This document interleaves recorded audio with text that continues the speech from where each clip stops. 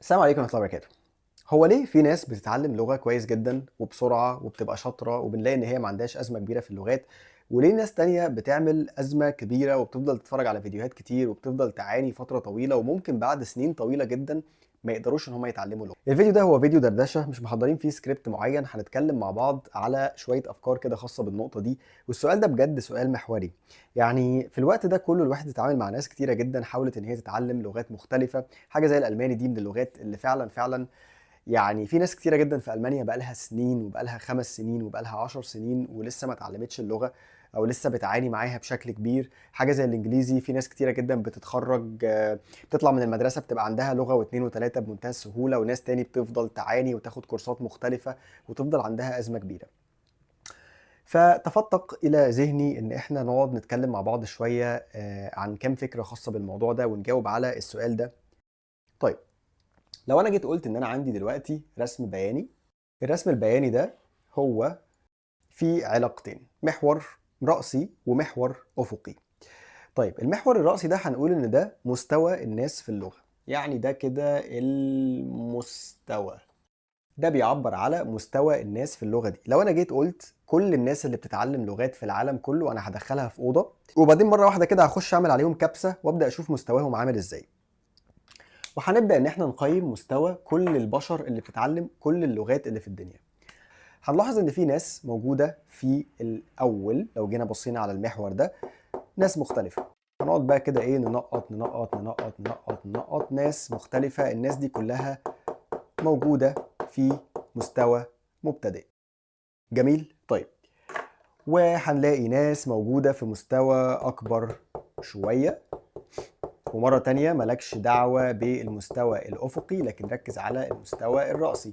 وفي ناس وصلت لمرحلة الوحش والناس دي مستواها عالي جدًا، جدًا، جدًا. وهنا بنيجي نسأل السؤال، طيب حلو أوي، المحور الرأسي ده مستوى، طب إيه هو بقى المحور الأفقي؟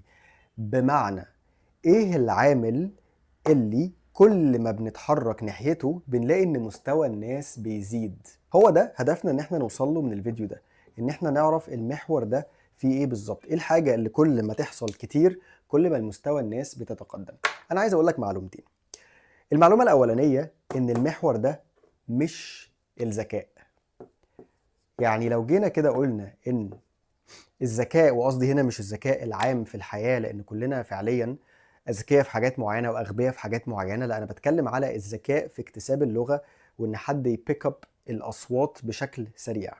الفرق ما بين المستويات دي كلها مش فرق في الذكاء. يعني الشخص اللي موجود هنا في المنطقة الخضراء دي ده مش أغبى من الشخص اللي موجود في المنطقة الزرقاء ومش أغبى من الشخص اللي موجود في المنطقة السوداء، بل على العكس ممكن يكون الشخص ده فعليا أذكى حد في اكتساب اللغات من الشخص اللي موجود في المنطقة السوداء. يبقى هنا أنا مش هينفع أحط الذكاء. طيب، الحاجة التانية اللي يهمني جدًا أوصّلها لك في الفيديو ده، إن هي كمان مش قصة معلومات.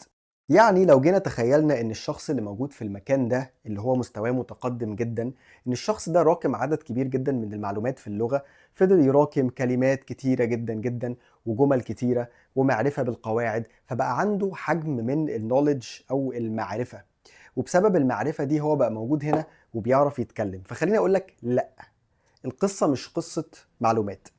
وأنا عايز أقول إن أنا هنا فعلًا عندي أزمة كبيرة إن أغلب المحتوى اللي بيكون موجود الخاص باللغات كُلّه بيكون متمحور حوالين فكرة المعلومات. إن أنا أطلع أقول لك 10 جُمل تقولهم لمّا تبقى في الموقف الفلاني، إزاي تقول جدتي أكّلتني بسبوسة بالسمنة والسكر بالألماني. كل المحتوى الخاص باللغات على النت دايمًا بيتبنى على الفكرة دي، فكرة إن أنا أفضل أقول لك معلومات، معلومات، معلومات. ولمّا توصل لمستوى متقدم شوية بتلاقي الناس ممكن تتعامل معاك على إنك بقى عندك معرفة معينة وهم عايزين المعرفة دي، اللي هو ابدأ علمني. يعني الشخص لما بيوصل للمستوى ده ممكن يبقى عنده مهارات، عنده الحد الأدنى من المهارات اللي ممكن تخليه يمارس دور معين قدام الناس، وهو دور الشخص صاحب العلم اللي هيبدأ يباس اون العلم ده للناس. انا هبدأ ان انا بقيت املك مجموعة من المعلومات واقدر دلوقتي اطلع اشرح لك المعلومات دي عشان اعلمك اللغة. والحقيقة الكلام ده مش حقيقي، والفرق ما بين الشخص ده والشخص ده مش فرق في المعلومات. طيب، أمال هو إيه الفرق؟ يعني الفرق مش فرق في الذكاء ولا الفرق فرق في المعلومات، أمال الفرق في إيه؟ خليني أبدأ كده بصياغة الموضوع بشكل غريب شوية وغامض شوية. خليني أقول إن هو فعل، هي مش معلومة ولكن فعل. فعل، شيء practice، يعني شيء انت بتعمله، يعني اكشن انت بتاخده، خلينا نقول عليه الفعل. القصة كلها في قصة الفعل او ممارسة الفعل، انك انت تقوم بالاكشن ده. وعشان نكون ادق، القصة كلها بتبقى، وده اللي انا هكتبه هنا دلوقتي، هو الوقت اللي انت قضيته بتمارس فيه الفعل ده بس. يعني وقت ممارسة الفعل، خلينا نقول ان هم مثلا 10 كيلو، وفي فعل كده اسمه فعل المشي او فعل الجري، اكشن معين انت بتاخده. انت بتمشي بستبس معينة، خطوات بتفضل تاخدها. الوقت اللي انت هتاخده في المشي الفعلي، لان خلي بالك مرور الوقت في حد ذاته مش شرط يكون انت بتستهلكه في ممارسة الفعل ده وفي انك انت تتحرك تجاه اللغة.